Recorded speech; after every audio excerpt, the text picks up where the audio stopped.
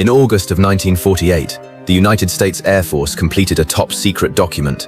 It was titled The Estimate of the Situation. Its conclusion, reached by intelligence officers trained to evaluate foreign weapons systems, was that unidentified flying objects observed over American airspace were interplanetary spacecraft. A four-star general read it. He rejected its conclusions. Then he ordered every copy of the document destroyed. 3 months later, the program that produced it was dismantled. The investigators were reassigned. A new program replaced it, one whose mandate was no longer to investigate the phenomenon, but to explain it away. That program is still running, in one form or another. 77 years later, the estimate of the situation has never been recovered through any Freedom of Information Act request filed since 1966. The Air Force has, at different moments across the decades, denied that the document ever existed, confirmed that it existed and was destroyed, and stated that it was never properly classified to begin with. 3 answers, 3 different decades, the same archive. Yet what we know about the document does not come from rumor. It comes from Captain Edward Ruppelt, a United States Air Force officer who later became chief of Project Blue Book. Ruppelt held a surviving copy in his hands in 1952. He described its contents in a book published in 1956, a book that to this day remains the most reliable account of what the United States military quietly concluded about the unexplained, before deciding it was a conclusion the public would never be permitted to see. Anyone can find Ruppelt's book. Anyone can read the surviving correspondence in the Project Sign archive. Few do. Fewer still finish what they started. This is the story of Project Sign, and of 14 months in which the United States Air Force investigated, concluded, and erased itself. If you stay with me until the archive closes, I will show you what the men inside it actually believed, and what the institution destroyed to make sure you never would. It was not a program of believers. It was a program of intelligence officers. Project Sign was established on the 23rd of January, 1948, at Wright-Patterson Air Force Base in Ohio. Its home was the Air Technical Intelligence Center, the unit responsible for analyzing foreign aircraft, foreign weapons, foreign propulsion systems. The same analysts who studied captured Soviet airframes and German jet engines were now assigned to examine reports of objects that by every conventional standard of physics should not have existed. The mandate was direct. Determine whether the unidentified objects observed across American airspace since the summer of 1947 were Soviet secret weapons, advanced experimental aircraft, or something else entirely. The official assumption at the time was that they were almost certainly Soviet. Sign collected 243 case reports in its first year. The analysts applied the methodology they would have applied to any intelligence problem. They eliminated the cases with conventional explanations: weather balloons, aircraft misidentified at distance, atmospheric refraction, astronomical phenomena. Most cases collapsed under examination. Some did not. By the end of 1948, 167 reports had been classified as good observations. 40 had been classified as genuine unknowns. The unknowns were not failures of investigation. They were the residue of cases that had survived every conventional explanation the analysts could apply. It was the residue that became the problem. But the analysts of Project Sign were not the first observers of the phenomenon. They were the first observers given institutional permission to record it. In June of 1947, a private pilot named Kenneth Arnold reported 9 objects moving at impossible speed near Mount Rainier in Washington state. His report reached the press within days. Within weeks, similar reports were arriving from across the country. That summer, military personnel observed unidentified objects over Muroc Air Force Base in California, over the White Sands Proving Grounds in New Mexico, over installations whose security required that nothing unidentified should ever be permitted to enter their airspace. Classified orders went out from Air Force Command. All sightings, military and civilian, were to be routed to the Air Technical Intelligence Center at Wright-Patterson. The phenomenon had crossed a threshold. It was no longer a curiosity. It was an intelligence problem. And then, on the 24th of July, 1948, came the case that would write the document. At 2:45 in the morning, an Eastern Airlines Douglas the 603 was flying at 5,000 feet, approximately 20 miles southwest of Montgomery, Alabama. The captain, Clarence Chiles, and the first officer, John Whitted, were experienced commercial pilots. The night was clear. The moon, 4 days past full, was shining through scattered cloud. Chiles saw it first, a dull red glow above and ahead of the aircraft, closing fast. He thought it was a jet. He told Whitted, "Look, here comes a new Army jet job." It was not a new Army jet job. What passed their aircraft was approximately 30 meters in length, cigar-shaped, with no wings and no visible propulsion system. Along its fuselage were two parallel rows of square windows emitting an intense light that both pilots, separately, described as resembling burning magnesium. Trailing behind it was a flame of exhaust approximately 30 meters long. The encounter lasted between 10 and 15 seconds. The object passed the DC-3, pulled into a steep climb, and disappeared into a cloud bank with what the pilots described as a tremendous burst of flame. Chiles and Whitted, working separately, drew sketches that matched. The report reached Wright-Patterson within 48 hours. For the analysts of Project Sign, Chiles-Whitted was the case that changed everything. Two trained pilots, independent witnesses, a craft of structured appearance, performance beyond any known aircraft of 1948. No conventional explanation that survived examination. Within 2 weeks, the investigators had written what they believed the evidence required them to write. The document was titled The Estimate of the Situation. It was completed in early August of 1948. It was marked Top Secret. The cover page bore the seal of the Air Technical Intelligence Center. The principal author was Captain Robert Sneider, the director of Project Sign. The document was approved by his commanding officers, Colonels William Klingerman and Howard McCoy, before being routed up the chain of command.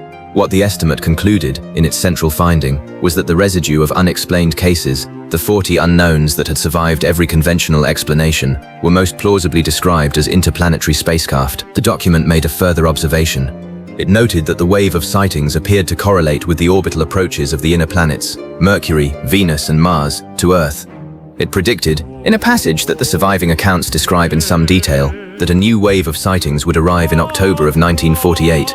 It suggested, in language that the institution would later find intolerable, that the objects might be using the planets as launching bases. The estimate was hand-delivered to the office of General Charles Cabell, the Chief of Air Force Intelligence. Cabell forwarded it to the Air Force Chief of Staff, General Hoyt Vandenberg. There is one further detail about the document. It comes from a United States Air Force colonel who worked at the Air Technical Intelligence Center in the late 1940s, interviewed decades later by the investigator Kevin Randall. According to the colonel, on record by name, the original draft of the estimate contained 2 paragraphs that have never been publicly discussed. Those paragraphs referred to UFO crashes in New Mexico. The colonel stated that Vandenberg ordered those 2 paragraphs removed before the document was formally rejected and destroyed. The institution has never confirmed the claim. The institution has never denied it either. Vandenberg was a 4-star general. He had commanded the 9th Air Force during the Normandy invasion. He had been the 2nd Director of Central Intelligence. His surname, today, appears on a United States Space Force base in California. He was not a man who could be easily overruled. In late September or early October of 1948, the estimate of the situation landed on his desk, and then came October of 1948. Vandenberg read the document. He rejected its conclusions. His stated reason, recorded in the surviving correspondence, was that the estimate lacked supporting physical evidence. The analysts of Sign attempted to revise. He refused to accept the revisions. What he ordered next is the moment around which 77 years of American silence have organized themselves. He ordered the document declassified, and then he ordered it burned. Declassified and burned. Those are the 2 verbs, in that order. A document that had been written by trained intelligence officers, that had been approved by their commanding colonels, that had been signed off by the Chief of Air Force Intelligence, was first stripped of its classification, and then incinerated, not retained for limited circulation, not archived under restricted access, not even quietly forgotten in a file room, declassified, and burned. 1 copy, against orders, survived. It was retained in the personal files of an officer whose name has never been confirmed. 4 years later, in 1952, Captain Edward Ruppelt, by then the chief of Project Blue Book, would read it. He would describe it in his 1956 book as a top-secret report that had reached the conclusion the Air Force could not afford to confirm. That copy, too, eventually disappeared from the official record. Freedom of Information Act requests for the estimate of the situation, filed continuously since 1966, have returned the same 3 answers across the decades. The document does not exist. The document was destroyed. The document was never written. 3 answers, 3 different decades, the same archive. And then came October. The wave the estimate had predicted arrived precisely when its authors had said it would. On the 1st of October, 1948, Lieutenant George Gorman of the North Dakota Air National Guard was returning to base in Fargo. He was flying an F-51 Mustang, a propeller fighter from the final months of the Second World War, still in service 3 years after Germany surrendered. The night was clear. The sky over Fargo was empty until it was not. Gorman observed a small, bright light moving against the wind.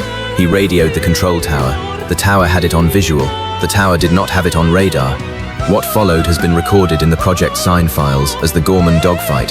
For 27 minutes, Lieutenant Gorman engaged the light. He climbed. The light climbed faster. He dived. The light matched him. He turned. The light turned inside his turn. A maneuver that, in 1948, no known aircraft was capable of executing. At one point, the light closed on him directly.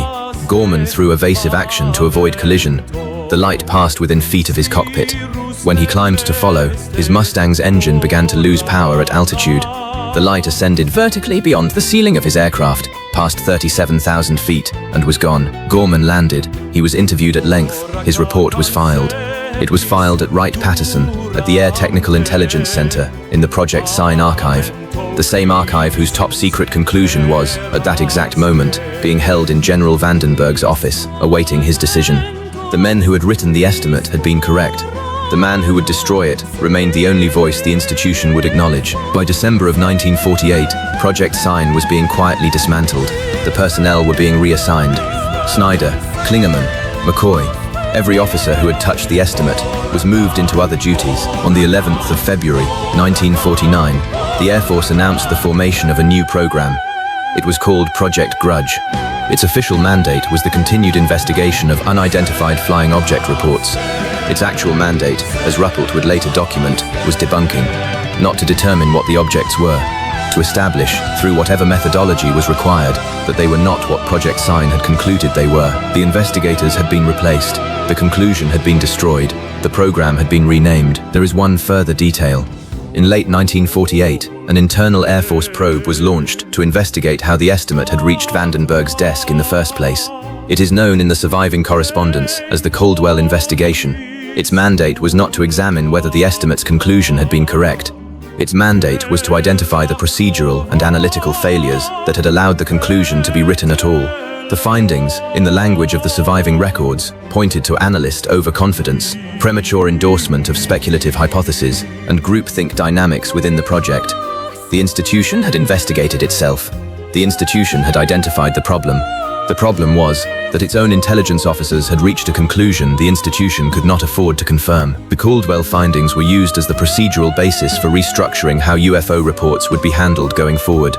From 1949, no further team within any United States military investigation program would be permitted to reach the conclusion Project Sign had reached.